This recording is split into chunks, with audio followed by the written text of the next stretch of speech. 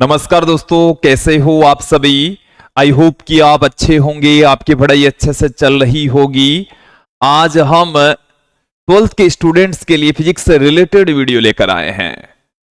हमने राजस्थान बोर्ड के स्टूडेंट्स के लिए महत्वपूर्ण प्रश्नोत्तर की सीरीज स्टार्ट कर रखी है और इस सीरीज का आज हम 9वां वीडियो लेकर आए हैं, जिसमें हम 9वां चैप्टर किरण प्रकाशिकी एवं प्रकाशिकी यंत्र से संबंधित महत्वपूर्ण प्रश्नोत्तर देखने वाले हैं, समझने वाले हैं। इससे पहले हमने पहले चैप्टर से 8वें चैप्टर तक के महत्वपूर्ण प्रश्नोत्तर के वीडियोस देख लिए हैं, इंपॉर्टेंट क्वेश्चंस देखे, उनके सॉल्यूशन हमने देखे।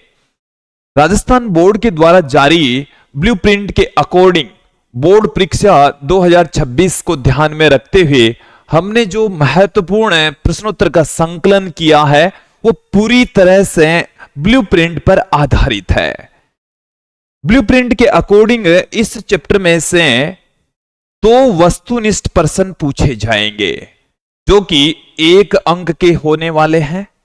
एक यहां से रिक्त स्थान वाला क्वेश्चन पूछा जाएगा आधे अंक का। साथ में लघुत्तरात्मक प्रश्न 1 होगा जो कि 1.5 अंक का होने वाला है और निबंधात्मक प्रश्न ये 4 अंक का होने वाला है। निबंधात्मक प्रश्न के साथ में यहां पर एक क्वेश्चन आपको अथवा में भी मिलेगा। तो विद्यार्थियों, ये जो चैप्टर है इसमें से कुल मिलाकर हमें 5 क्वेश्चन पूछे जाएंगे जो कि 7 अंक के होंगे। अब मैं एक चीज यहां पर क्लियर कर दूं कि इस चैप्टर में से जो बड़ा क्वेश्चन आएगा, जो 4 अंक का क्वेश्चन आएगा, उसका आकलन मोस्टली लोग निकाल लेते हैं, स्टूडेंट्स भी निकाल लेते हैं। लेकिन इस चैप्टर में से एक न्यूमेरिकल क्वेश्चन 100% पूछा जाएगा, 100% न्यूमेरिकल क्वेश्चन यहां से पूछा जाएगा। तो उस न्यूमेरिकल क्वेश्चन का विशेष रूप से आप ध्यान रखें। मैंने इस वीडियो में भी कुछ न्यूमेरिकल क्वेश्चन ऐड किए हैं। आप हमारे को अंत तक, इस वीडियो के अंत तक आप देखें, समझें, ताकि न्यूमेरिकल क्वेश्चन का भी नॉलेज मिल सके, साथ में जो छोटे वाले क्वेश्चंस हैं उनका भी पता चल सके कि किस टाइप के क्वेश्चंस पूछे जा सकते हैं। और हो सकता है कि इनमें से आपको as it is same to same question भी मिल जाए। विद्यार्थियों, यदि आप हमारे YouTube चैनल पर नए हैं तो चैनल को सब्सक्राइब कर लीजिए, साथ में बेल आइकन भी दबा दीजिए ताकि आपको आगे की वीडियोस की नोटिफिकेशन मिलते रहे। बिना किसी देरी के मैं आज के इस वीडियो को स्टार्ट करता हूं। देखिए, जो पहला क्वेश्चन है कि F1 तथा F2 फोकस दूरी वाले 2 पतले लेंसों को, 2 पतले लेंस हैं जिन्हें एक दूसरे से संपर्क में रखने पर संयोजन की प्रभावी फोकस दूरी क्या होगी। 2 पतले लेंस हैं, एक पतले लेंस की फोकस दूरी है F1, दूसरे पतले लेंस की फोकस दूरी है F2। दोनों एक दूसरे से सटाकर रखे हुए हैं, संपर्क में रखे हुए हैं। हमारे को प्रभावी फोकस दूरी पूछी है। तो देखिए विद्यार्थियों, 1/f बराबर होता है 1/f1 प्लस 1/f2। यहां से इसको हम क्या लिख सकते हैं, F1 F2 लघुत्तम आ जाएगा, तो F1 प्लस F2 और 1/f बराबर हम क्या लिख सकते हैं, ये अपने पास में, तो F बराबर अपने पास में आ जाएगा F1 F2 upon F1 plus F2। ये हमारे पास में संयोजन की तुल्य फोकस दूरी आ जाएगी। तो यहां पर आप देखेंगे ऑप्शन डी सही होने वाला है। कौन सा ऑप्शन सही हो जाएगा, ऑप्शन डी यहां सही हो जाएगा। ओके, अगले क्वेश्चन की ओर बढ़ते हैं। देखिए अगला प्रश्न क्या कह रहा है कि 40 सेंटीमीटर फोकस दूरी वाले, एक 40 सेंटीमीटर फोकस दूरी का उत्तल लेंस है जिसे 25 सेंटीमीटर फोकस दूरी के अवतल लेंस के संपर्क में रखा गया है। संयोजन की शक्ति क्या होगी। तो संयोजन की तुल्य शक्ति हमें यहां पर पूछी है। F1 उत्तल लेंस है, इसकी फोकस दूरी हमें यहां पर दे रखी है 40 सेंटीमीटर। उत्तल लेंस की फोकस दूरी को हम प्लस में लेंगे, फिर 25 सेंटीमीटर फोकस दूरी वाले दूसरा जो लेंस है उसकी फोकस दूरी है 25 सेंटीमीटर, जो कि अवतल लेंस है, इसकी फोकस दूरी को माइनस में लेंगे तो संयोजन की फोकस दूरी हमें ज्ञात करनी पड़ेगी, जिससे हम संयोजन की शक्ति निकाल पाएंगे। तो यहां पर आप ध्यान दें, संयोजन की फोकस दूरी निकालेंगे सबसे पहले।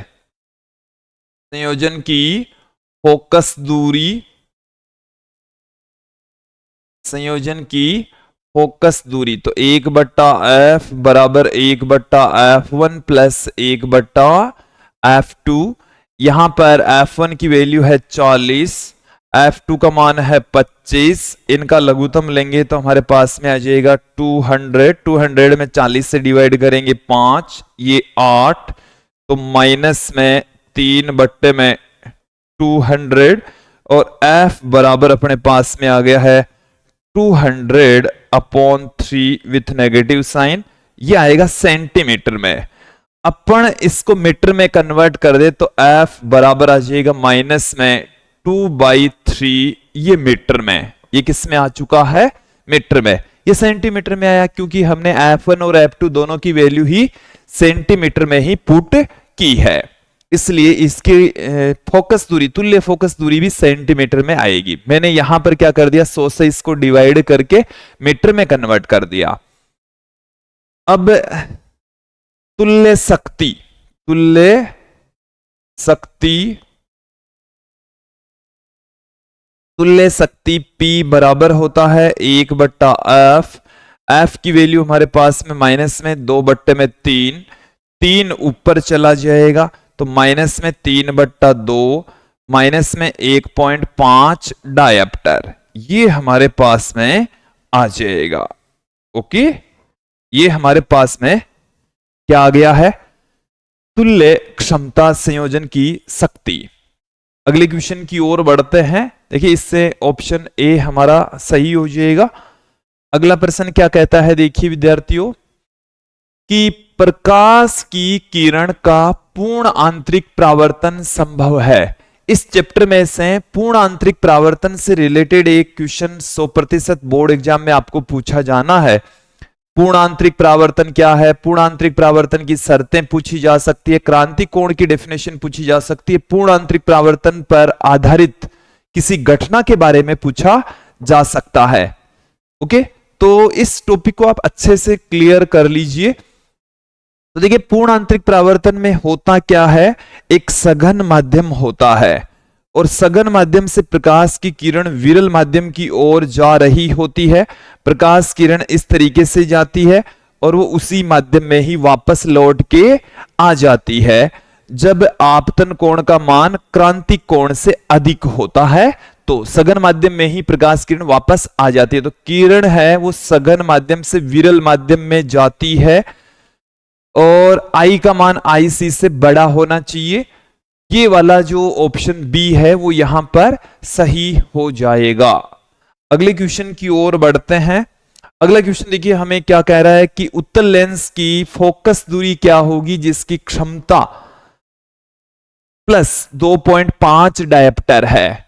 हमारे को उत्तल लेंस की फोकस दूरी पूछी है, जबकि हमें उसकी क्षमता P बराबर कितना दे रखा है, प्लस में 2.5 डायप्टर, 2.5 डायप्टर। तो यहां से देखिए F बराबर अपने पास में आ जाएगा 1/P और यहां से P की जो वैल्यू है वो है 2.5, 1/, में यहां से पॉइंट हटाएंगे तो 10/25, ये आएगा मीटर में। ये किस में आएगा? मीटर में। यदि मैं इसको सेंटीमीटर में कन्वर्ट करूं तो 1000/25, ये आ गया अपने पास में सेंटीमीटर में। 40 सेंटीमीटर आ जाएगा क्योंकि 4 बार में कट जाएगा। 40 सेंटीमीटर हमें ऑप्शन डी में दे रखा है। अगले क्वेश्चन की ओर बढ़ते हैं। विद्यार्थियों ध्यान पूर्वक पढ़ लीजिए। क्या है कि एक उभयोत्तल लेंस के कांच का अपवर्तनांक, हमें कांच का अपवर्तनांक 1.5 एवं इसके प्रत्येक पृष्ठ की वक्रता त्रिज्या, दोनों पृष्ठों की, क्योंकि उभयोत्तल लेंस है। कैसा लेंस है विद्यार्थियों? उभयोत्तल लेंस है और देखो इसके प्रत्येक पृष्ठ की, दोनों ही पृष्ठों की वक्रता त्रिज्या कितनी है, 0.2 मीटर है। लेंस की क्षमता पूछी है, तो देखिए हम लेंस निर्माताओं के फॉर्मूले से, जिसमें दोनों वक्रता त्रिज्याओं की आवश्यकता होती है और अपवर्तनांक की आवश्यकता होती है, वहां से फोकस दूरी ज्ञात कर लेंगे। जब लेंस की फोकस दूरी आ जाएगी तो हम उससे क्षमता फाइंड आउट कर लेंगे। ओके, तो अपने पास में लेंस निर्माताओं का सूत्र क्या है, लेंस मेकर फॉर्मूला क्या है, लेंस मेकर सूत्र, तो लेंस मेकर फॉर्मूला होता है 1/f बराबर n/1 into 1/f1 minus 1/f2 ये होता है। तो यहां से अपने पास में 1/f n21 की वैल्यू अपवर्तनांक है 1.5 माइनस 1। अब थोड़ा सा यहां पर ध्यान देंगे, वक्रता त्रिज्या 0.2 मीटर हमें यहां पर दे रखी है दोनों ही। तो R1 ये प्लस में होगी, सॉरी 0.2 मीटर प्लस में, और R2 भी 0.2 मीटर, बट अब की बार ये किस में होगी, माइनस में होगी, क्योंकि जो उत्तल लेंस होता है वो इस तरीके से होता है। इस वाले पृष्ठ की जो वक्रता त्रिज्या है ये तो होगी पॉजिटिव में, ओके, और इस वाले पृष्ठ की वक्रता त्रिज्या इधर से यदि प्रकाश आपतित हो रहा है तो R2 ये होगी नेगेटिव में। ओके, तो ये मैंने यहां पर किस में लिया, प्लस में लिया, और R2 की वैल्यू किस में ली, माइनस में ली है। अब दोनों की वैल्यू पुट कर देते हैं, सॉरी यहां पर हमने F1 F2 पुट कर दिया, गलत पुट किया है, यहां पर R1 R2 आएगा, फॉर्मूला गलत पुट कर दिया था, R1 R2। अब वैल्यू पुट कीजिए, तो 1/में R1 का मान है 0.2 माइनस, ये भी माइनस में है 0.2, तो ये माइनस माइनस प्लस हो जाएगा, 1/f बराबर 0.5 इंटू ये 1/में 0.2 प्लस 1/में 0.2, तो यहां से हम पॉइंट हटाएंगे, एक जीरो लगा देंगे, यहां से भी हम पॉइंट हटाएंगे, एक जीरो लगा देंगे। तो ये 10/में 2, 10/में 2 दुगुना होगा, तो केवल 10 रह जाएगा हमारे पास में, केवल क्या रह जाएगा, 10 रह जाएगा। यहां से इसको गुणा करेंगे तो ये केवल 5 आ जाएगा। तो F बराबर अपने पास में आ गया 1/5 मीटर, 1/5 मीटर, यह आ चुका है। अब यहां पर मैं आपको बताने जा रहा हूं शक्ति।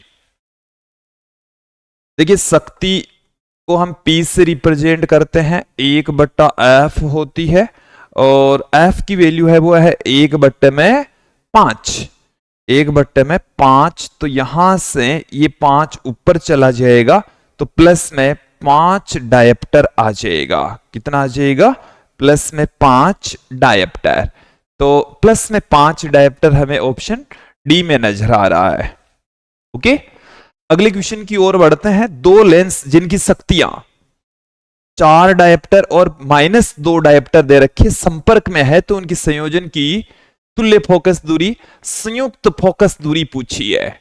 शक्तियां P1 बराबर प्लस में 4 डायप्टर और P2 बराबर माइनस में 2 डायप्टर। हमें तुल्य शक्ति ज्ञात करनी है। सबसे पहले तो क्या ज्ञात करनी है, तुल्य शक्ति P बराबर P1 प्लस P2। P1 की जो वैल्यू है वो प्लस में 4 और P2 की जो वैल्यू है माइनस में 2, तो ये प्लस में 2 रह जाएगा, प्लस में 2 डायप्टर। अब हमें यहां पर तुल्य फोकस दूरी ज्ञात करनी है। ये तो तुल्य शक्ति हो गई। अब अपन देखेंगे तुल्य फोकस दूरी, तुल्य फोकस दूरी, तुल्य फोकस दूरी F बराबर 1/P। F बराबर क्या हो गया, 1/P हमारे को मिल चुका है। तो यहां से हमारे पास में ये 1/P, तो ये 1/2 यहां से आ गया, और तो ये आ गया अपने पास में 0.5 मीटर। ओके, इसको यदि मैं सेंटीमीटर में कन्वर्ट करूं तो इसको आप 100 से मल्टीप्लाई कर दीजिए, ये 50 सेंटीमीटर आ गया। क्या आ गया? 50 सेंटीमीटर। ऑप्शन बी यहां सही हो जाएगा। ओके, अगले क्वेश्चन की ओर बढ़ते हैं। किसी कांच का अपवर्तनांक 1.5 जबकि निर्वात में प्रकाश की तरंग धैर्य 6000 एंगस्ट्रॉम है, तो इस प्रकाश की तरंग धैर्य कांच में क्या होगी? तरंग धैर्य पूछी है, अपवर्तनांक दे रखा है, तो जो स्नेल का नियम है उससे हम इनकी वैल्यू फाइंड आउट करेंगे। देखिए क्या कहता है, n2 अपॉन में n1 बराबर c1 अपॉन c2 बराबर लैम्बडा 1 अपॉन लैम्बडा 2। तो यहां से इन दोनों को हम यूज में लेंगे, ये और ये वाला रिलेशन। तो n2 अपॉन में n1 बराबर लैम्बडा 1 अपॉन लैम्बडा 2। यहां पर इनकी वैल्यू पुट कर देते हैं। n2 कांच का अपवर्तनांक, दूसरे माध्यम का अपवर्तनांक, तो दूसरे माध्यम का अपवर्तनांक 1.5, प्रकाश की किरण निर्वात में, तो निर्वात में है 1, निर्वात में तरंग धैर्य है 6000 एंगस्ट्रॉम, और लैम्बडा 2 जो कि कांच में तरंग धैर्य होगी, इसकी वैल्यू हमें यहां पर फाइंड आउट करनी है।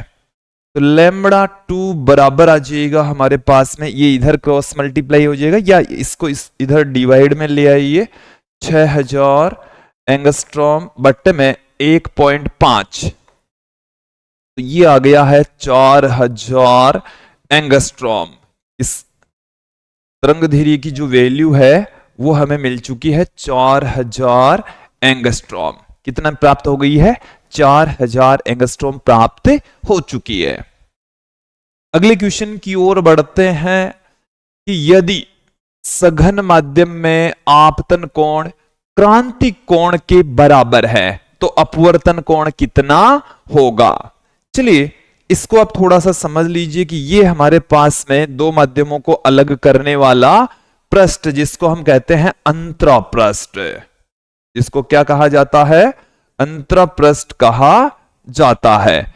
अब इधर अपने पास में है सघन माध्यम, इसके जस्ट ऊपर वाला जो माध्यम है वो है विरल माध्यम। ये जो लाइन हमने खींची है ये दोनों माध्यमों को अलग करती है।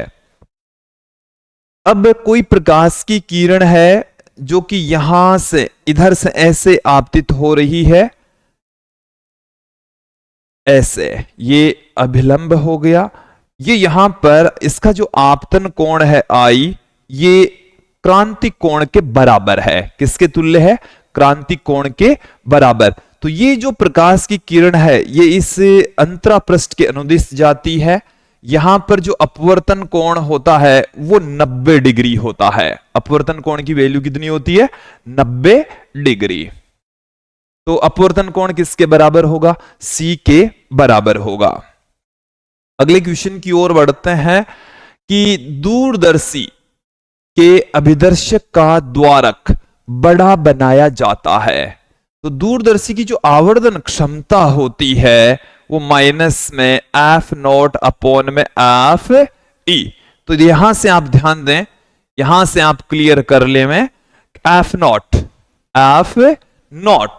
तो यहां F0 की वैल्यू क्यों बढ़ाई जाएगी? क्योंकि ये तो अभिदर्शक की फोकस दूरी है। ये किसकी फोकस दूरी है? अभिदर्शक की फोकस दूरी है।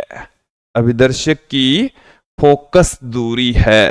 अभिदर्शक की फोकस दूरी। तो अभिदर्शक की फोकस दूरी, देखिए द्वारक बड़ा बनाया जाता है।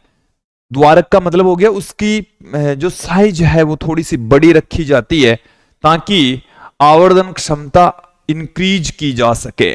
आवर्धन क्षमता को बढ़ाने के लिए इसको बढ़ाया जाता है। देखिए अगला जो क्वेश्चन है वो हमारे पास में क्या है कि एक दूरदर्शी में अभिदर्शक एवं नेत्रिका की फोकस दूरियां क्रमशः 100 सेंटीमीटर और 5 सेंटीमीटर है, तो दूरदर्शी की आवर्धन क्षमता क्या होगी? दूरदर्शी की आवर्धन क्षमता क्या होगी? एक बार इस क्वेश्चन को देख लीजिए। अभिदर्शक अभिदर्शक की फोकस दूरी को हम एफ ओ से रिप्रेजेंट करते हैं जो कि 100 सेंटीमीटर है, और नेत्रिका की फोकस दूरी को हम एफ ई से रिप्रेजेंट करते हैं जो कि 5 सेंटीमीटर है। दूरदर्शी की जो आवर्धन क्षमता है एम बराबर माइनस में एफ ओ अपॉन में एफ ई के बराबर होता है। एफ ओ की जो वैल्यू है वो हमारे पास में है 100 और ये है 5, तो यहां से आगे माइनस में 20, माइनस में 20, ऑप्शन ए यहां सही हो जाएगा। ओके, अगले क्वेश्चन की ओर बढ़ते हैं। उत्तल दर्पण द्वारा बनने वाला प्रतिबिंब होता है, कैसा होता है? तो देखिए, उत्तल दर्पण से जो प्रतिबिंब बनता है वो सदैव छोटा बनता है। सदैव प्रतिबिंब कैसा होगा? छोटा होगा। हमेशा प्रतिबिंब कैसा बनेगा? छोटा। इसके साथ में प्रतिबिंब होगा आभासी, और आभासी जो प्रतिबिंब होते हैं वो सीधे होते हैं। आभासी प्रतिबिंब कैसा होता है? सीधा। तो ये वाली स्थितियां होती है उत्तल दर्पण में, तो आभासी बनेगा प्रतिबिंब। ये बिल्कुल सही है, वास्तविक नहीं बनेगा, आकार में बड़ा नहीं बनेगा और उल्टा भी नहीं बनेगा, हमेशा सीधा बनता है। तो ऑप्शन ए यहां पर सही हो जाएगा। अगले क्वेश्चन की ओर बढ़ते हैं कि वस्तु से बड़ा आभासी प्रतिबिंब किसके द्वारा प्राप्त किया जा सकता है? तो देखिए विद्यार्थियों, जो मैं आपको यहां पर क्लियर कर दूं कि यहां पर आभासी प्रतिबिंब होता है, लेकिन प्रतिबिंब का आकार बिंब के आकार के हमेशा बराबर होता है।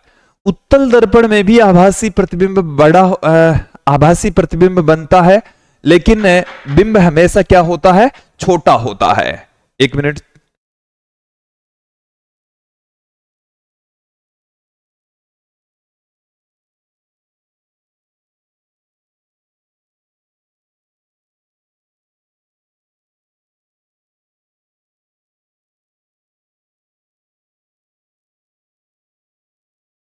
तो यहां पर हम देखेंगे कि वस्तु से बड़ा आभासी प्रतिबिंब किसके द्वारा प्राप्त किया जा सकता है। तो समतल दर्पण से बराबर प्रतिबिंब मिलेंगे। उत्तल दर्पण से जो प्रतिबिंब प्राप्त होते हैं, इसमें यहां पर आप ध्यान देंगे हमेशा छोटा प्रतिबिंब बनता है। हमेशा कैसा प्रतिबिंब बनेगा? छोटा प्रतिबिंब बनेगा। अवतल लेंस से भी हमेशा छोटा प्रतिबिंब का निर्माण होता है। तो यहां पर अवतल दर्पण ही एक ऐसा दर्पण है जिससे आभासी प्रतिबिंब एक ही स्थिति में बनता है जब वस्तु P और F के मध्य हो, ध्रुव और फोकस बिंदु के बीच में होता है, तब प्रतिबिंब सीधा बनेगा, आभासी बनेगा, बड़ा बनेगा। तो ऑप्शन ए यहां पर सही हो जाएगा। ओके, अगले क्वेश्चन की ओर बढ़ते हैं। एक अवतल दर्पण जिसकी फोकस दूरी 20 सेंटीमीटर है से 40 सेंटीमीटर दूर एक वस्तु रखी जाती है तो प्रतिबिंब बनेगा। हमारे पास में एक अवतल दर्पण है, फोकस दूरी दे रखी है, बिंब दूरी दे रखी है, प्रतिबिंब के बारे में पूछा कैसा बनेगा, वास्तविक बनेगा, आभासी बनेगा, छोटा मोटा कैसा बनने वाला है। ठीक है, चलिए तो यहां से हम बात करते हैं फोकस दूरी। अवतल दर्पण की फोकस दूरी होगी माइनस में, किसमें होगी? माइनस में। बिंब दूरी की फोकस दूरी होगी, बिंब दूरी होगी माइनस में 40 सेंटीमीटर, क्योंकि ये तो माइनस में ही है। अवतल दर्पण के लिए फोकस दूरी भी किस में लेंगे? माइनस में लेंगे। हमारे को प्रतिबिंब दूरी पूछी है, क्या पूछी है? प्रतिबिंब दूरी। तो 1/f बराबर 1/u प्लस 1/v। तो यहां से अपने पास में देखिए क्या आ जाएगा? 1/v बराबर 1/f minus 1/u। Value put कर देते हैं। f की वैल्यू है माइनस में 20, ओके, u की वैल्यू है माइनस में 40। तो ये माइनस माइनस प्लस हो जाएगा। अपने पास में देखिए क्या आ जाएगा?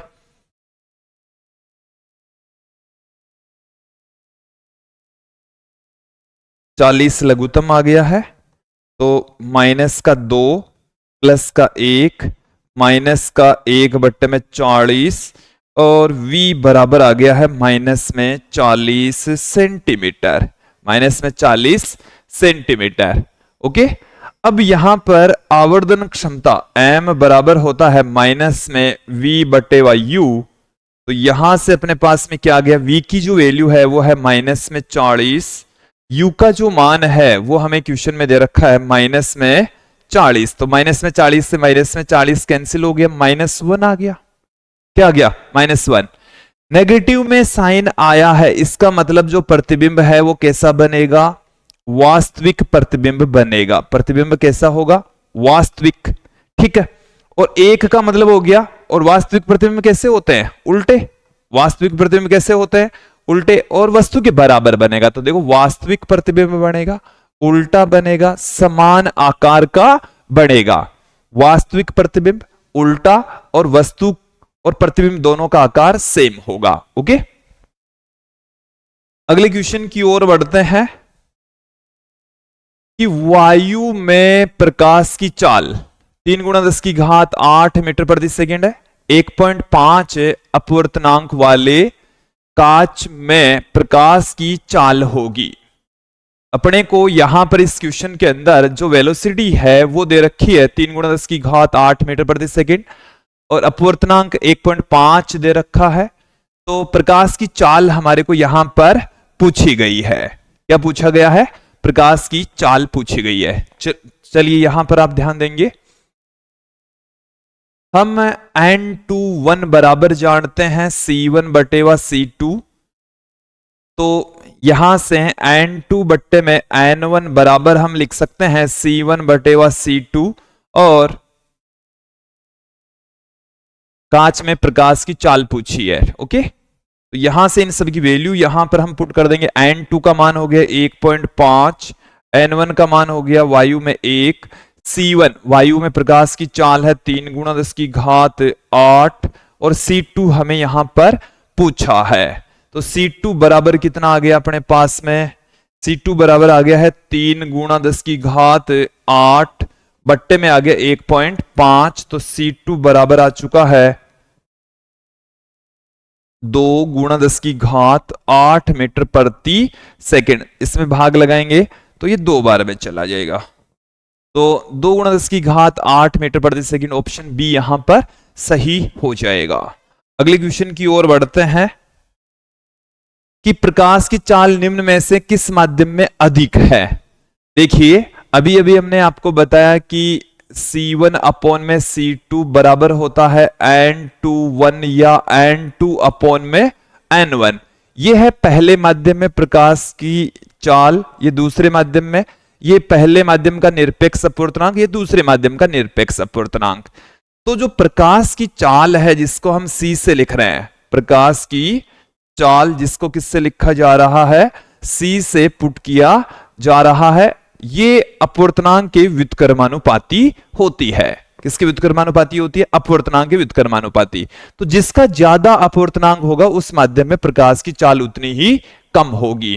तो देखिए जल का जो अपवर्तनांक होता है वो होता है 1.33, वायु का लगभग 1 होता है, और कांच के लिए जो अपवर्तनांक है वो 1.5, और हीरे के लिए 2.42 के समथिंग होता है। ठीक है, तो इसमें हमारे को पूछा किस माध्यम में अधिक होगी, तो वायु में चाल अधिक होगी क्योंकि अपवर्तनांक उसका सबसे कम है। इसका अपवर्तनांक क्या है, सबसे कम। अगले क्वेश्चन की ओर बढ़ते हैं कि जब प्रकाश तरंग वायु से पानी में जाती है तो उसका कौन सा गुण अपरिवर्तित रहता है। तो देखिए विद्यार्थियों, जब कोई प्रकाश की किरण वायु से पानी में जाएगी तो इसका मतलब हो गया वो एक माध्यम से दूसरे माध्यम में जा रही है, और एक माध्यम से प्रकाश की किरण जब दूसरे माध्यम में प्रवेश करती है, एक माध्यम से दूसरे माध्यम में प्रवेश करेगी तो उसकी कुछ प्रॉपर्टीज हैं वो चेंज हो जाएगी। यहां पर आप ध्यान दें, ये हमारे पास में कोई प्रकाश की किरण है और ये जा रही है वायु से पानी में। वायु से किस में जा रही है, पानी में जा रही है। तो ये अभिलंब की ओर मुड़ जाती है, अभिलंब की ओर मुड़ जाती है। देखिए इसमें वेग चेंज हो जाएगा, विरल माध्यम से सघन माध्यम वेग कम हो जाएगा, तरंग धीरे चेंज हो जाएगी, आयाम चेंज हो जाएगा, लेकिन आवर्ती अपरिवर्तित रहती है। ये अपवर्तन के नियमों में है कि जब कोई प्रकाश की किरण एक माध्यम से दूसरे माध्यम में प्रवेश करती है तो अपवर्तित किरण की चाल बदल जाती है, रंग बदल जाता है, तरंग धीरे बदल जाता है, आयाम बदल जाता है, लेकिन आवर्ती अपरिवर्तित रहती है। ओके, तो इसमें आवर्ती ऑप्शन सही होगा।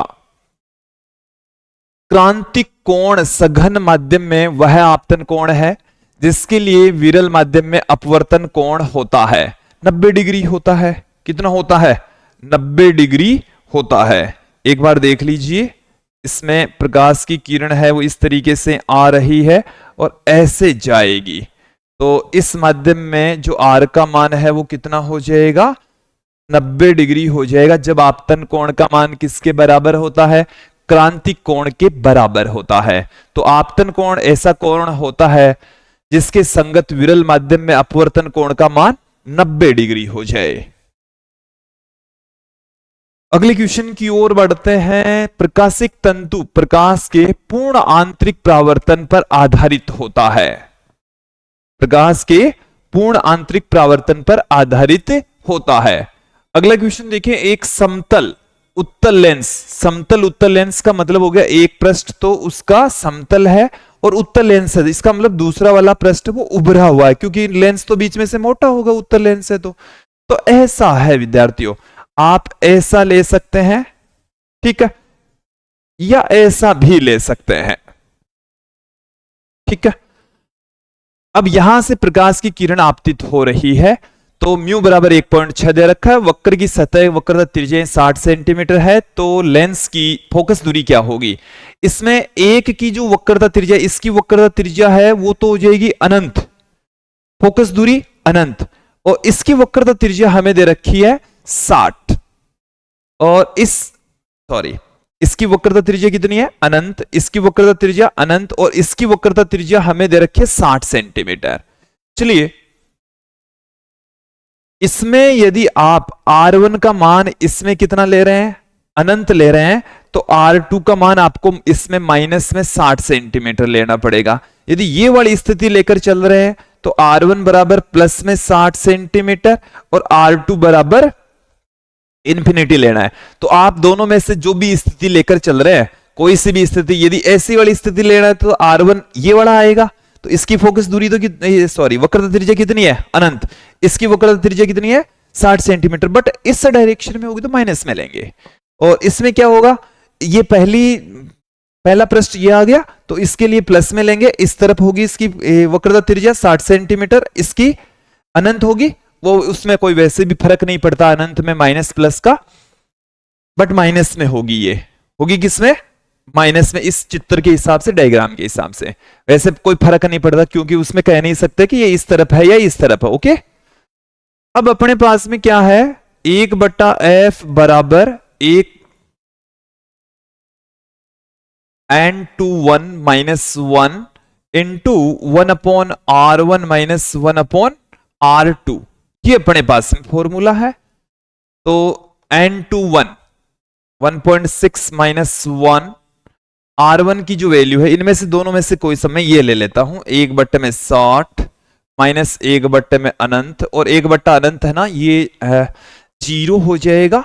देन अपन को क्या मिल जाएगा? 1/f, 1.6 में से 1 घटा देंगे तो 0.6 मिल जाएगा, तो 1/6 0, पॉइंट हटाएंगे तो ये 6/6 0 0, 1/100, और f बराबर आ जाएगा 100 सेंटीमीटर, प्लस में आएगा 100 सेंटीमीटर आएगा। ऑप्शन बी यहां सही हो जाएगा। ओके,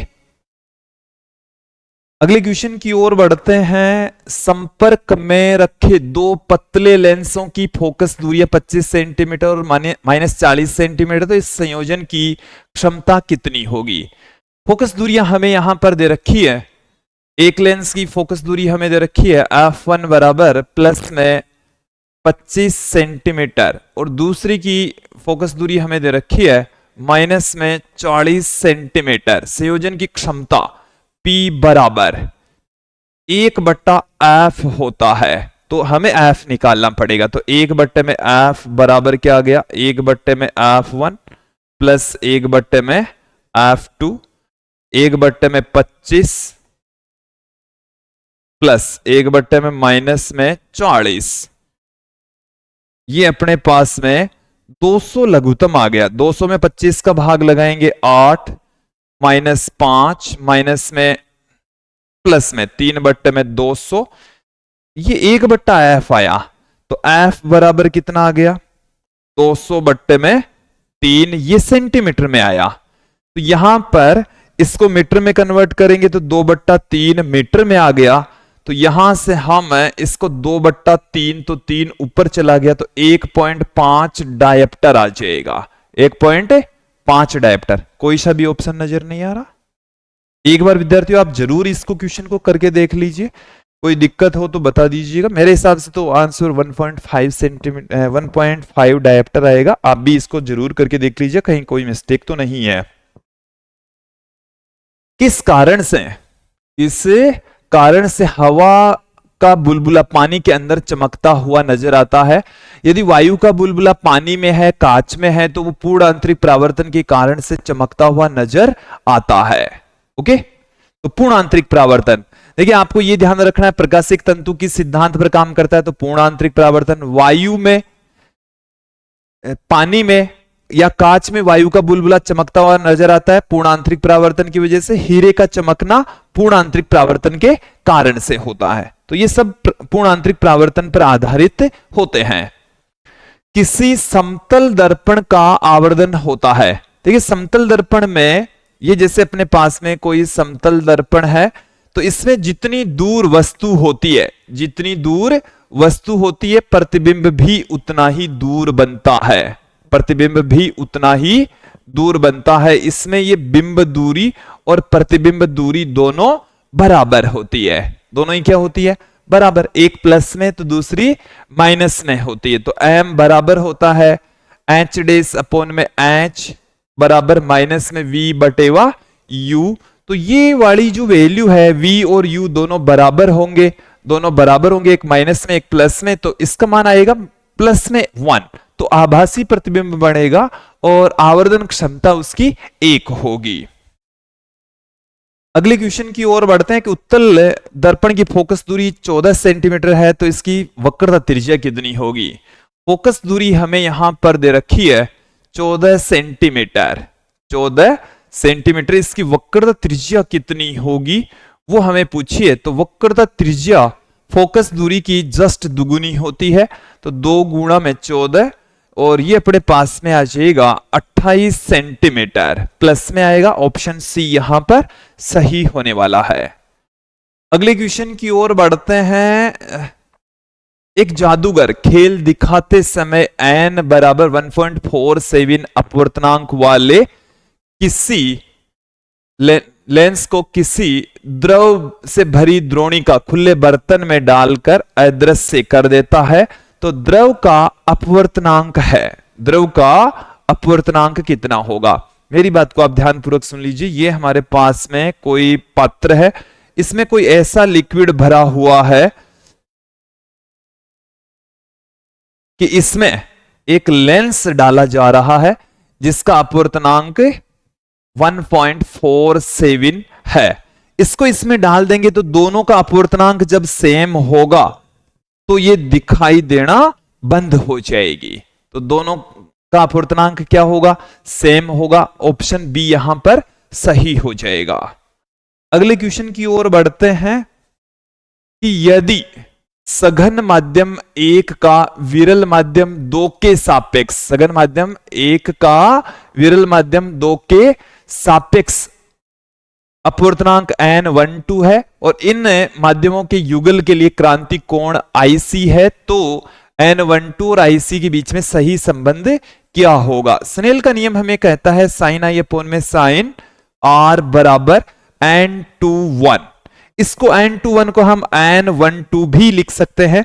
यहां पर हम I के स्थान पर IC और R के स्थान पर 90 डिग्री पुट कर दें तो sin IC upon sine 90 degree बराबर आ जाएगा 1 अपॉन में n12। तो साइन 90 डिग्री की वैल्यू कितनी होती है? 1 होती है। तो साइन IC बराबर आ गया 1 में n12 आ गया। क्या आ गया? n12। n12 बराबर कितना आ जाएगा? n12 बराबर इसी से आ जाएगा 1 अपॉन में sine IC। Okay, option D यहां पर सही हो जाएगा। ओके,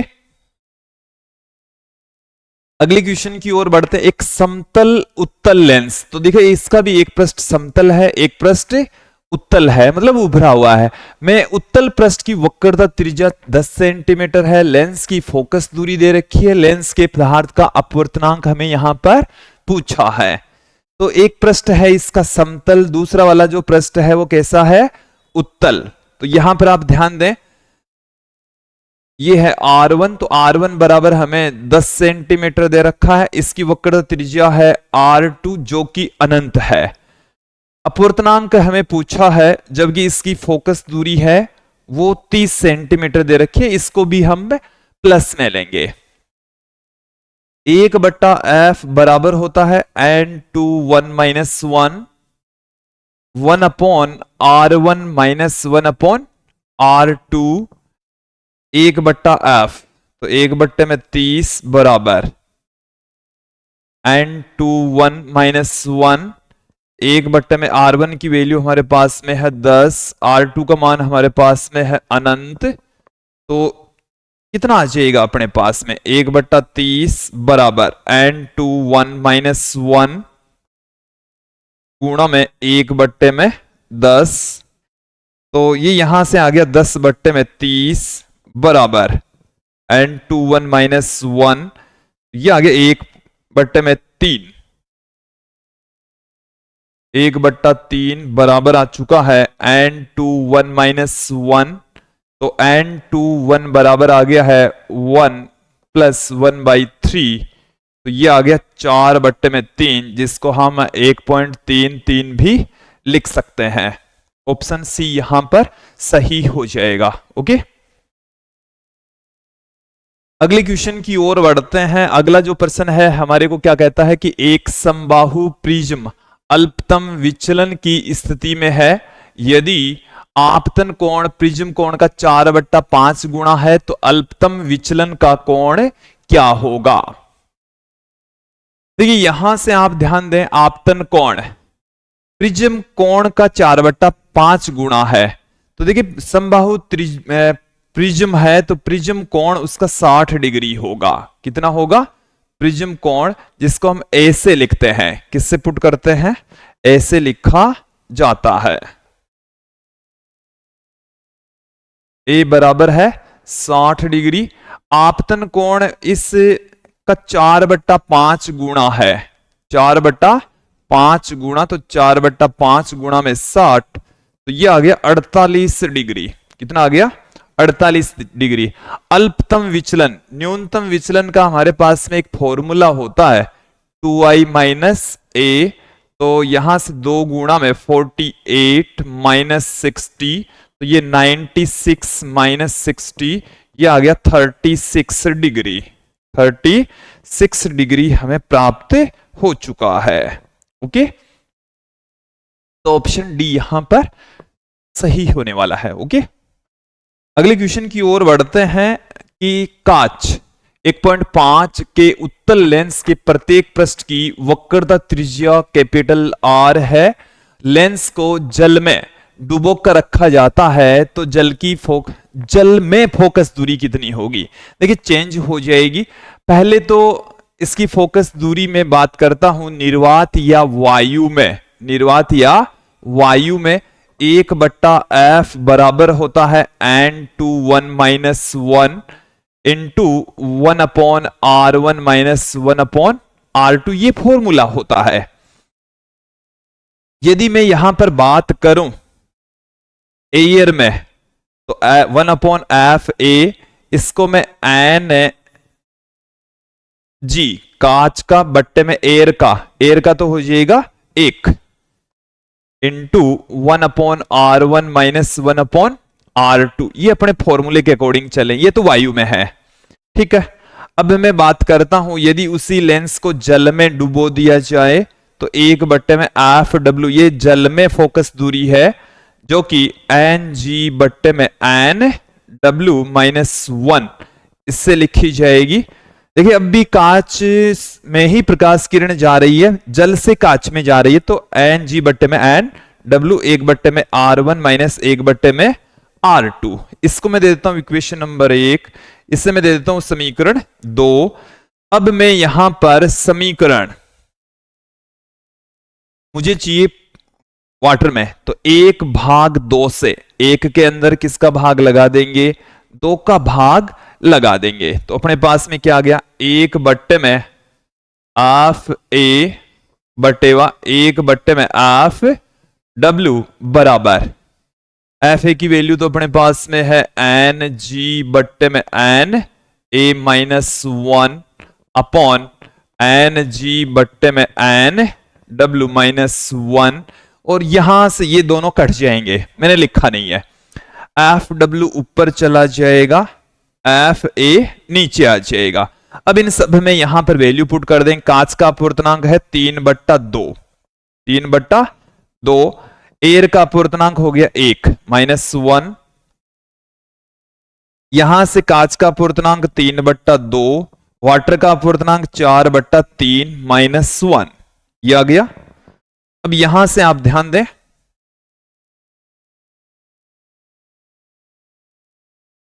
यहां से इसको मैं लिख दूं 3/2 -1, और ये हमारे पास में आ गया 9/8 -1, ठीक है। तो ये आ गया 1/2, और इसमें से घटाएंगे तो ये आ गया 1/8। तो 8 कहां चला गया, ऊपर, और 2 आ गया नीचे, तो ये आ गया 4/1। क्रॉस मल्टीप्लाई हो जाएगा। अब क्या हो जाएगा, क्रॉस मल्टीप्लाई, तो F_W बराबर क्या आ गया, 4 × F_A। तो वायु में फोकस दूरी कितनी थी,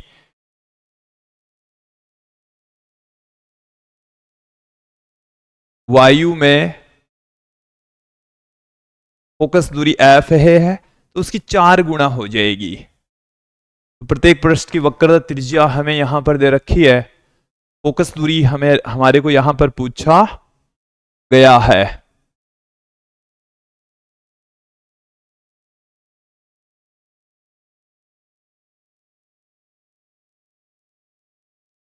तो देखिए विद्यार्थी, उत्तल लेंस हमारे को फोकस दूरी नहीं दे रखी है, डुबो कर रखा जाता था, तो फोकस दूरी कितनी होगी। तो देखिए विद्यार्थी, यहां से ही शायद हम इसको निकाल सकते थे, हमने थोड़ा सा इसको आगे बढ़ा दिया। इसको एक बार पुनः देख ले, जल में डुबोने की बजाय इसको कैसे सोल्व करेंगे, यहीं से इसको सोल्व करके इसका सॉल्यूशन निकाल लेंगे। तो 1/F बराबर N21, ये 1.5 हमें दे रखा है, इसको थोड़ा सा सही करें, यहीं पर सही होने वाला है।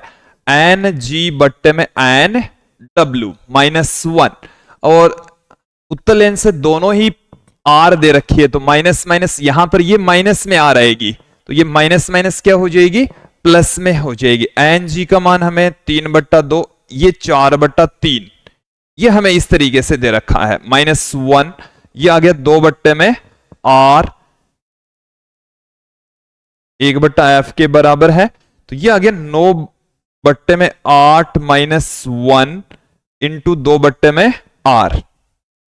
एक बार इन सब को हटाना पड़ेगा, हम गलत रास्ते पर, मैंने इसको ऐसे समझा कि वायु में ये फोकस दूरी दे रखी है, जबकि ये क्या है, वक्रता त्रिज्या हमें यहां पर दे रखी है, वक्रता त्रिज्या ही दे रखी है।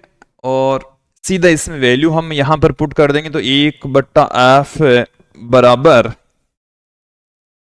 1/F बराबर अपने पास में क्या आ जाएगा, 9 -8/8 गुणा 2/R, तो यहां से ये 1/4 इंटू R, ये 1/F, तो F बराबर आ गया 4R, 4R के इक्वल आ जाएगा। वैसे यदि हम इसको वायु से जल में डुबो देते तो फोकस दूरी पहले वाली फोकस दूरी की 4 गुना हो जाती, यही इस टाइप का आंसर आ रहा था। अब देखें, संपर्क में रखे उत्तल व अवतल लेंस की फोकस दूरियां क्रमशः से 12 सेंटीमीटर और 18 सेंटीमीटर है, तो संयुक्त लेंस की फोकस दूरी क्या होगी?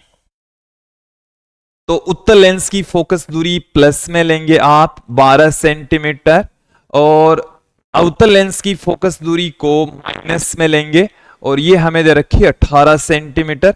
संयुक्त संयोजन की फोकस दूरी 1/f1 plus 1/f2, value put कर देते हैं 12 माइनस में 18, तो ये यहां से लघुत्तम आ गया 36, 3 माइनस 2, 1/36, 1/f बराबर आ गया 1/36, और f बराबर आ गया है 36 सेंटीमीटर। कितना आ गया है? 36 सेंटीमीटर। ओके, तो विद्यार्थियों हमने बहुत सारे न्यूमेरिकल क्वेश्चन देखे हैं। अगले न्यूमेरिकल क्वेश्चन की ओर बढ़ते हैं कि यदि 1.5 अपूर्णांक के समतल उत्तल लेंस की वक्रता त्रिज्या 10 सेंटीमीटर है, तो इस लेंस की क्षमता क्या होगी? लेंस की हमें क्षमता पूछी है, और यहां पर आप ध्यान दें n21 1.5 दे रखा है, और R1 बराबर हमें इस क्वेश्चन में 10 सेंटीमीटर दे रखा है। R2 समतल उत्तल लेंस है, तो R2 की वैल्यू अनंत हो जाएगी। हम पहले फोकस दूरी ज्ञात कर लेंगे, और फिर हम वक्रता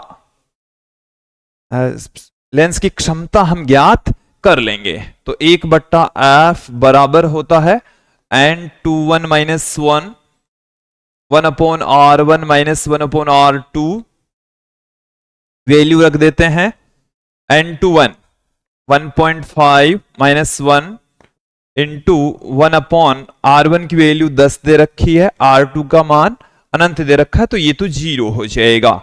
तो 0.5/10, तो ये 5/100, ये हो जाएगा 1/20, और f बराबर आ जाएगा प्लस 20 सेंटीमीटर। ठीक है, ये सेंटीमीटर में आया। अब f बराबर 20/100, ये मीटर में आ गया, तो ये आ गया अपने पास में 1/5 मीटर, और लेंस की जो क्षमता होती है वो 1/f के बराबर होती है, तो 1/5, 5 यहां से ऊपर चला जाएगा, तो प्लस में 5 डायप्टर आ जाएगा। कितना आ जाएगा? प्लस में 5 डायप्टर। ऐसे क्वेश्चन हमने बहुत सारे देख लिए अब तक। तो ये जो लेंसों के संयोजन पर, शक्तियों के संयोजन पर कोई सा भी किसी टाइप का क्वेश्चन आ जाए तो आपके कोई दिक्कत नहीं होनी चाहिए। विद्यार्थी थे, ये तो थे हमारे कुछ ऑब्जेक्टिव टाइप के क्वेश्चंस। अब हम फिल इन द ब्लैंक्स वाले क्वेश्चंस यहां पर लेंगे। तो हमारा पहला जो क्वेश्चन है कि लेंस की क्षमता सदैव 1 से कम होती है। कौन से लेंस की क्षमता सदैव 1 से कम होती है? आवर्धन क्षमता। तो इसका मतलब है ऐसा कौन सा लेंस है जिससे प्रतिबिंब हमेशा छोटा बनता है? तो वो है अवतल लेंस। कौन सा लेंस है? अवतल लेंस। तो अवतल लेंस की क्षमता भी क्या होगी? 1 से कम होगी। तो वाहनों में ड्राइवर पीछे की ओर की वस्तु देखने के लिए उत्तल दर्पण का प्रयोग करता है। उत्तल दर्पण का प्रयोग क्यों करते हैं? क्योंकि इससे सीधा, आभासी और बड़ा चित्र दिखाई देता है। दूरदर्शी में अभिदर्शक का द्वारक बड़ा, अभिदर्शक का द्वारक क्या रखा जाता है? बड़ा, और नेत्रिका का छोटा होता है। मतलब इनकी साइज क्या होगी? अभिदर्शक का आकार बड़ा और नेत्रिका का आकार छोटा होता है। अगला क्वेश्चन देखें कि जब कोई किरण माध्यम में प्रवेश करती है तो अभिलंब से दूर हट जाती है। ये जब कोई प्रकाश की किरण सघन माध्यम से, कौन से माध्यम से? सघन माध्यम से विरल माध्यम में, सघन माध्यम से विरल माध्यम में प्रवेश करती है तो अभिलंब से क्या हट जाएगी? दूर हट जाएगी। ओके, अगले क्वेश्चन की ओर बढ़ते हैं। स्वस्थ नेत्र के लिए, मनुष्य के लिए स्पष्ट दूरी की न्यूनतम दूरी 25 सेंटीमीटर होती है। एक स्वस्थ मनुष्य क्या करता है? कम से कम कितनी दूर स्पष्ट वस्तु को देख सकता है? स्वस्थ नेत्र होनी चाहिए, तो उसके लिए 25 सेंटीमीटर न्यूनतम स्पष्ट दूरी कितनी होती है? 25 सेंटीमीटर होती है। दर्पण समीकरण होता है, तो 1/f बराबर 1/u प्लस 1/v, ये हमारे पास में आ गया दर्पण समीकरण। अगला क्वेश्चन देखें, जब प्रकाश सघन माध्यम से विरल माध्यम में गमन करता है तो वह आपतन कोण जिसके संगत अपवर्तन कोण 90 डिग्री हो। देखिए ये जो प्रकाश की किरण है ये सघन माध्यम से विरल माध्यम में जा रही है और अपवर्तन कोण जब 90 डिग्री हो जाता है तो इस कोण को हम क्रांतिक कोण कहते हैं। इस कोण को क्या कहा जाता है? क्रांतिक कोण कहा जाता है, क्रिटिकल एंगल कहा जाता है। किसी बिंदु से आने वाली वह किरण जो मुख्य अक्ष के समांतर है, मुख्य अक्ष के क्या है? समांतर, परावर्तन के पश्चात दर्पण के फोकस बिंदु से, मुख्य फोकस और क्या आएगा? दर्पण में परावर्तित होगी तो मुख्य फोकस से गुजरती है। कहां से गुजरेगी? मुख्य फोकस से गुजरेगी। अगले क्वेश्चन की ओर बढ़ते हैं। पूर्ण आंतरिक परावर्तन के कारण से, किसकी वजह से?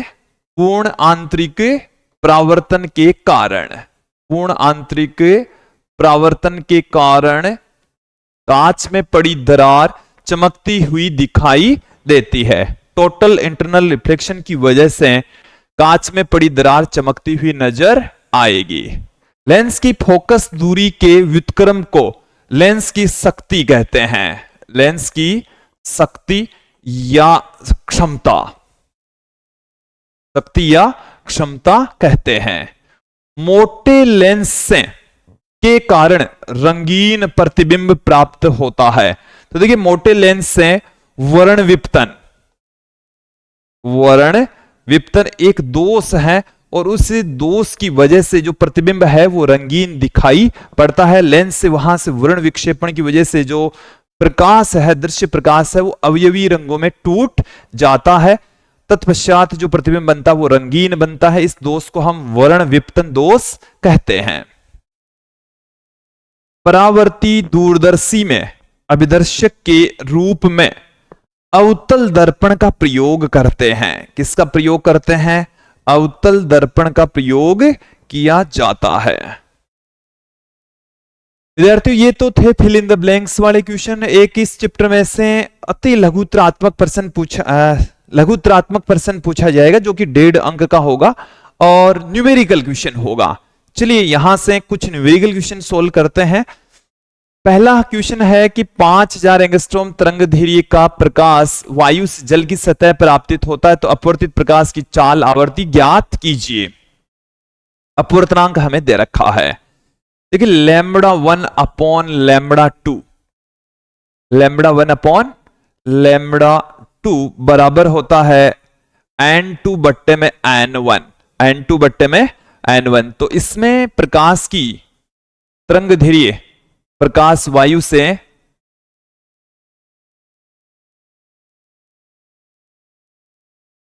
तरंगदैर्घ्य दे रखी है तो अपन सबसे पहले तो न्यू1 ज्ञात करते हैं। तो न्यू ज्ञात करते हैं, न्यू बराबर होता है c अपॉन में λ1। तो यहां से 3 गुणा 10 की घात 8, λ1 की वैल्यू है 5000 एंगस्ट्रॉम। एंगस्ट्रॉम का मतलब 10 की घात -10 मीटर। तो यहां से अपने पास में कितना आ जाएगा? 3 गुणा, देखो भाई 3 घात यहां से कम हो गई है, 3/5, 10 की घात 8 और 3 घात कम हो गई तो यहां पर प्लस में 7 रह जाएगी। तो 3/5, 3/5। तो 1 0 में यहां से ले लेता हूं, 6 गुणा 10 की घात 14 हर्ट्ज, इतनी आवृत्ति होगी। तो दोनों ही माध्यम में आवृत्ति सेम होगी, आवृत्ति चेंज नहीं होती।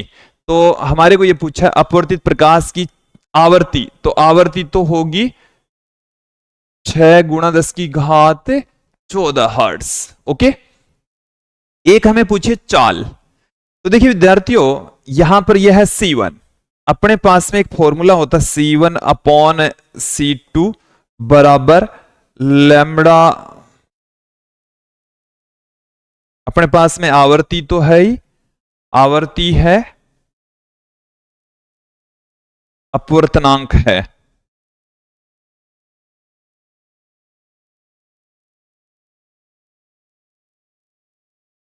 यहां से निकालेंगे हम C1 अपॉन C2, इस वाले फॉर्मूले की सहायता से ये वाले दोनों रिलेशन यूज में लेंगे। अपने पास में n2 अपॉन में n1 बराबर c1 अपॉन c2, तो c2 बराबर आ जाएगा c1 into n2 बटेवा n1। c1 की जो वैल्यू है वो अपने पास में क्या है, c1 3 गुणा 10 की घात 8। n2 है जल का अपूर्णांक 4/3, ये वायु का 3 से 3 कैंसिल हो जाएगा, तो 4 गुणा, गलत आ रहा है,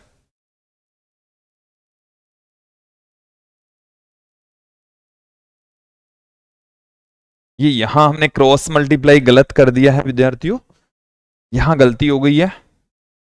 देखो यहां से C2 बराबर C1 इंटू n1 बट्टे में n2, यहां से अपने पास में 3 गुणा 10 की घात 8, इस n2 का मान है 4/3, तो ये कहां चला जाएगा,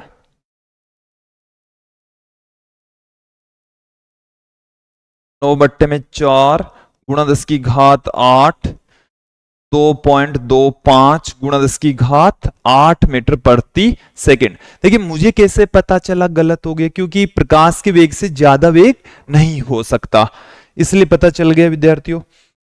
अगला क्वेश्चन देखिए कि चित्र में दिए गए लेंसों के संयोजन द्वारा निर्मित प्रतिबिंब की स्थिति ज्ञात कीजिए। हमें यहां पर 3 लेंस दे रखे हैं, उत्तल लेंस, समतल अवतल लेंस, उत्तल लेंस। इसकी फोकस दूरी 10 सेंटीमीटर, इसकी -10 सेंटीमीटर, इसकी प्लस में 30 सेंटीमीटर, इन दोनों के बीच की डिस्टेंस है 5 सेंटीमीटर, इन दोनों के बीच की डिस्टेंस है 10 सेंटीमीटर। वैसे तो ये क्वेश्चन हमने मॉडल पेपर के सॉल्यूशन में देखा था, यहां पर भी देख लीजिए।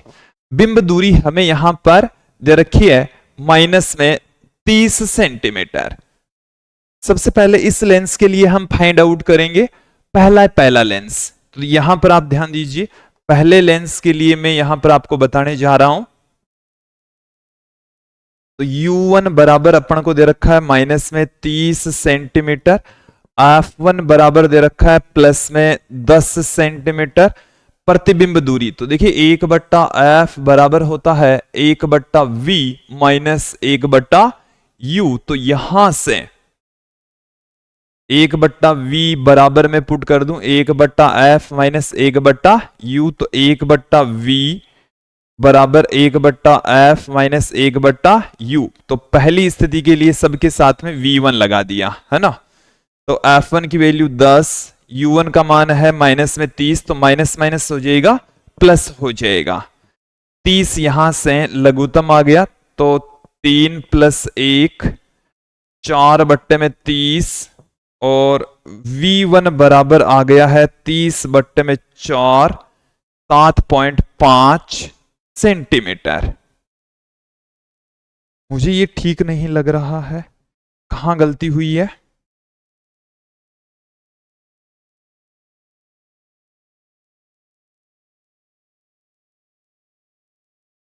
ये इधर जाएगा तो ये प्लस में होगा विद्यार्थियों, ये किस में होगा, प्लस में होगा। हमने यहां मिस्टेक कर दी, ये प्लस में होगा।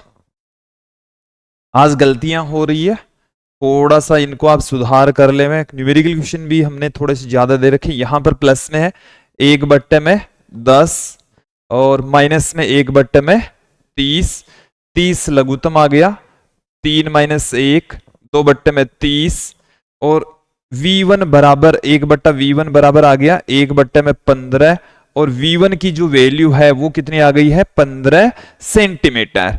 इसका मतलब ये हो गया है कि जो प्रतिबिंब है वो यहां से 15 सेंटीमीटर दूर बनेगा। तो इसका मतलब इस लेंस के लिए, दूसरे वाले लेंस के लिए बिंब दूरी कितनी हो जाएगी, प्लस में 10 सेंटीमीटर। बिंब दूरी क्या होगी 15 में से, ये देखो भाई इससे 15 सेंटीमीटर दूर इधर प्रतिबिंब बढ़ रहा है, इससे 15 सेंटीमीटर दूर, तो मतलब ये हो गया 5 ये 10 ये, तो इससे कितनी दूर बढ़ रहा है, इससे केवल और केवल 10 सेंटीमीटर दूर बढ़ रहा है। तो U2 का मान कितना आ गया 10 सेंटीमीटर, और F2 कितना दे रखा है 10 सेंटीमीटर, तो 1/में V2 बराबर आ गया 1/में F2 प्लस 1/में U2, दोनों की वैल्यू हम यहां पर पुट कर देंगे 1/10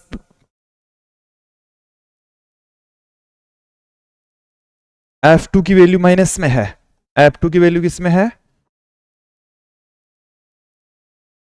माइनस में।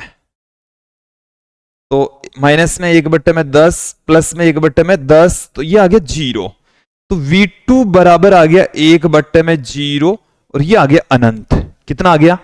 तो इससे जो प्रतिबिंब बनेगा वो अनंत पर बनेगा। तो इसके लिए बिंब दूरी क्या होगी? अनंत होगी। इसके लिए बिंब दूरी क्या होगी? U3 बराबर अनंत और F3 बराबर 30 सेंटीमीटर। तो 1/V3 बराबर 1/F3 प्लस 1/U3, 1/V3 बराबर आ गया अपने पास में 30 प्लस 1/अनंत, तो ये हो जाएगा 0। तो V3 बराबर कितना आएगा? 30 सेंटीमीटर प्लस में आएगा। तो यहां से 30 सेंटीमीटर दूर बनेगा प्रतिबिंब। कितनी दूर बनेगा? 30 सेंटीमीटर दूर प्रतिबिंब प्राप्त होगा।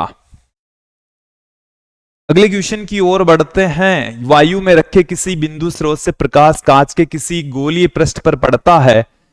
प्रकाश स्रोत की कांच के पृष्ठ से दूरी इतनी है, प्रतिबिंब कहां बनेगा? देखिए, इसमें हमें अपवर्तनांक दे रखा है, वक्रता त्रिज्या दे रखी है, कांच के पृष्ठ से दूरी दे रखी है, प्रतिबिंब की स्थिति यहां पर हमारे को पूछी है। तो इसमें हम गोलीय पृष्ठ द्वारा अपवर्तन का फॉर्मूला N2/V N1/U बराबर N2 माइनस N1 में वक्र त्रिज्या वाला फॉर्मूला लगाएंगे। और इसमें देखिए, वायु के लिए N1 का मान कितना हो गया? 1। दूसरा अपन को दे रखा है जो माध्यम है वो है 1.5 कांच का बना हुआ है। वक्र त्रिज्या हमें 20 सेंटीमीटर दे रखी है और U का जो मान है वो माइनस में ही हम लेंगे 100 सेंटीमीटर। किस में लिया जाना है? माइनस में ही लिया जाना है। सबकी वैल्यू पुट कर देते हैं, V का मान अपने पास में आ जाएगा। तो 1.5 बट्टे में V माइनस 1 बट्टे में माइनस में 100, तो माइनस माइनस ये प्लस हो जाएगा। 1.5 माइनस 1 बट्टे में 20, तो 1.5 बट्टे में V प्लस 1 बट्टे में 100 बराबर 0.5 बट्टे में 20। पॉइंट हटाएंगे तो 1.5 बट्टे में V बराबर 5 बट्टे में 200 माइनस 1 बट्टे में 100। यहां से इन दोनों का लघुत्तम आ गया 200, तो 205 माइनस 2 3 बट्टे में 200। तो V 1.5 बट्टे में V बराबर आ गया 3 बट्टे में 200। तो यहां से V बराबर आ गया 1.5 गुणा में 200/3। ये दो बार में 2 का इसमें भाग लगाएंगे तो ये 100 सेंटीमीटर आ जाएगा। कहां आ गया? 100 सेंटीमीटर आ गया, प्लस में आ गया। ओके, अगले क्वेश्चन की ओर बढ़ते हैं। इस वीडियो के अंतिम दौर में पहुंच चुके हैं। क्रांति कोण किसे कहते हैं? तो देखिए, क्रांति कोण की डेफिनेशन हमने बार बार देख ली है। मैं आपको ऐसे मौखिक बता देता हूं कि सघन माध्यम में आपतन कोण का वह मान जिसके संगत विरल माध्यम में अपवर्तन कोण 90 डिग्री हो जाए, क्रांति कोण कहलाता है। फिर आगे पूछा है, देखो ऐसा कि ये वाला कोण, इसमें अपवर्तन में ये एंगल है IC के बराबर, ये विरल माध्यम होता है और ये होता है सघन माध्यम। ओके, तो ये कोण कितना हो जाएगा? 90 डिग्री हो जाएगा। ओके, देखिए, पूर्ण आंतरिक परावर्तन का क्या तात्पर्य है कि सघन माध्यम में ही प्रकाश की किरण वापस लौट आ जाए, अंतरापृष्ठ से टकराकर वापस लौट आ जाए। जब प्रकाश की किरण क्रांतिक कोण से अधिक के कोण पर आपतित होती है तो ऐसा होता है। तो इस घटना को हम पूर्ण आंतरिक परावर्तन कहते हैं। इसके लिए दो शर्तें हैं कि प्रकाश की किरण सघन माध्यम से विरल माध्यम की ओर जानी चाहिए और दूसरी शर्त है कि आपतन कोण का मान क्रांतिक कोण से अधिक होना चाहिए। अगले क्वेश्चन की ओर बढ़ते हैं कि दर्पण के रेखीय आवर्धन को परिभाषित कीजिए। देखिए, दर्पण का रेखीय आवर्धन होता है H' बराबर -V बट्टे में U।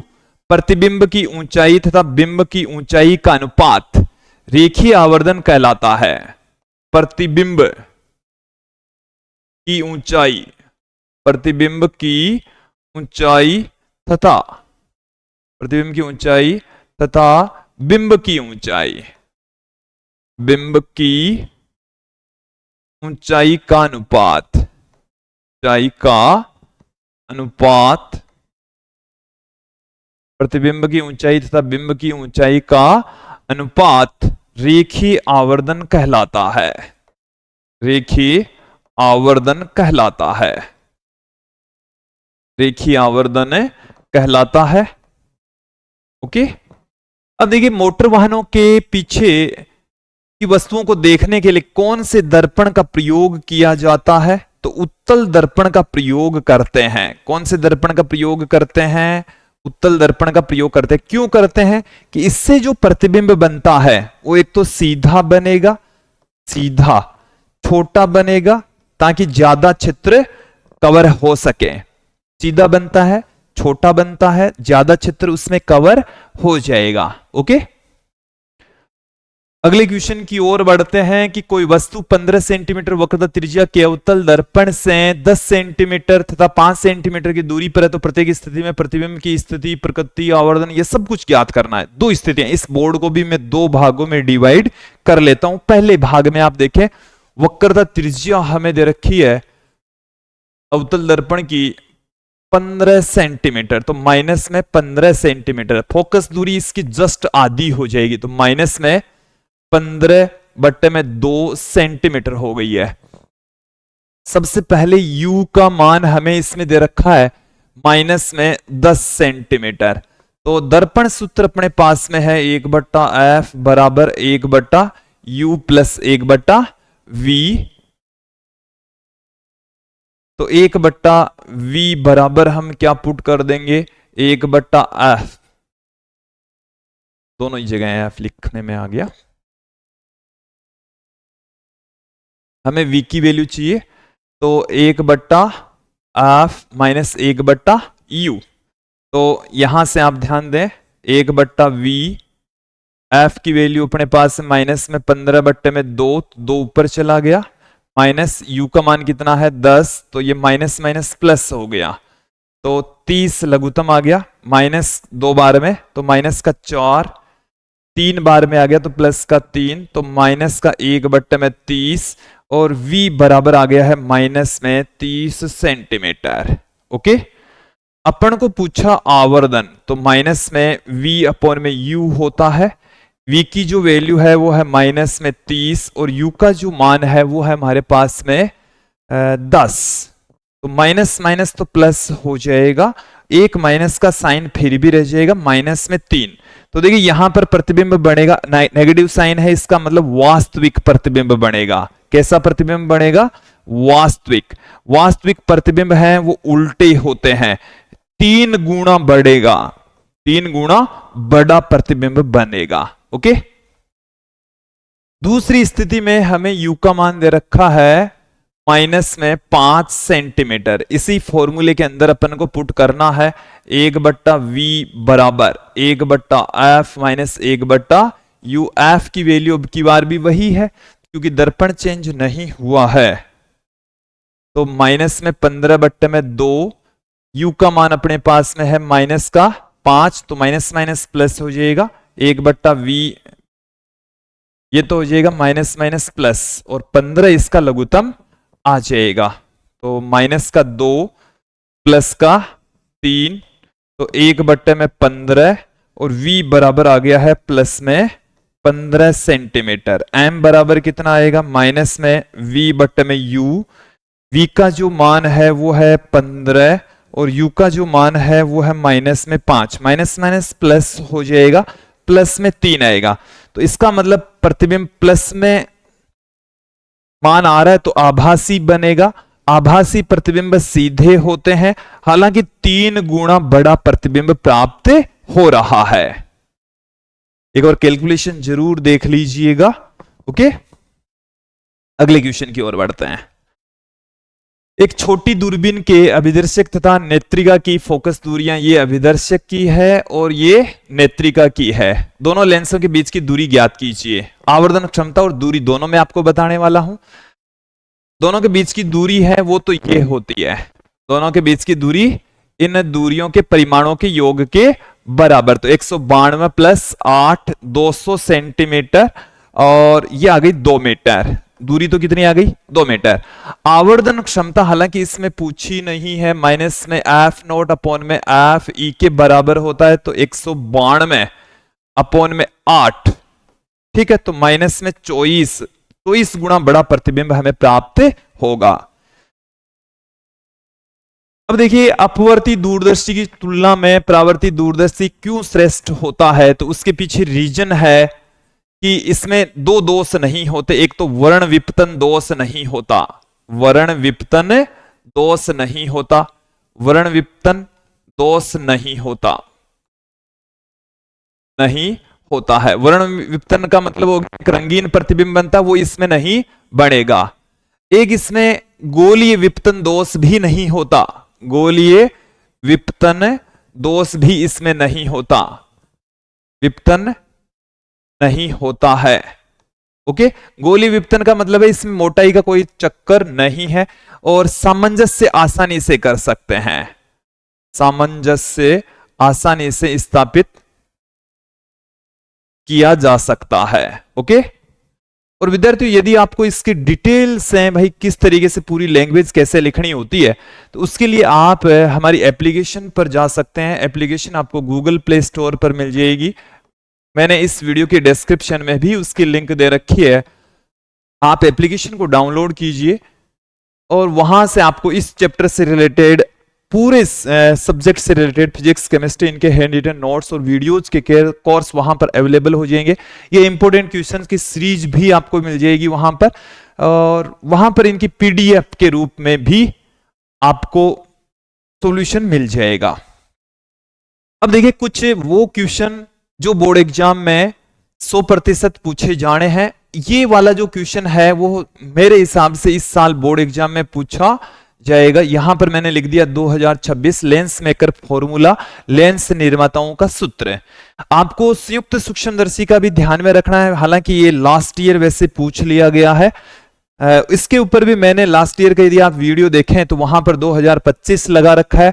2025 जिन जिन क्वेश्चंस के ऊपर मैंने लगाया वही क्वेश्चन बोर्ड एग्जाम के अंदर आपको मिले भी थे।